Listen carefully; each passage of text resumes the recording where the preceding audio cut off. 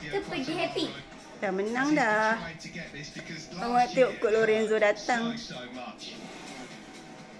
Kali ni lagu Perancis secara live. Dia pun tak ada sediakan helmet ni ke?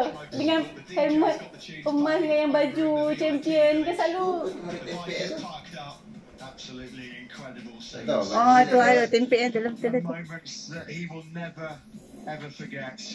A range of emotions here today. When all said and done with the Rossi farewell, with a new world champion being crowned, we have to give enormous credit as well to Repsol Honda. Marc Marquez victorious for the second race in succession. 3 wins now in 2021 for him. 3 wins, okay. By his Repsol Honda teammate Paul Espargaro. Itu orang tunjuk bahu dia keluar.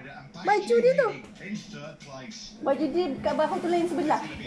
Sebabkan dia operate bahu tu kan.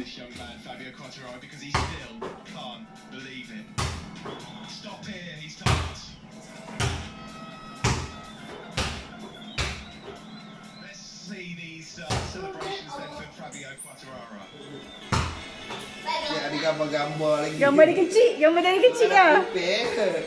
Memang dah prepare. Video untuk Banaya pun mesti dah prepare.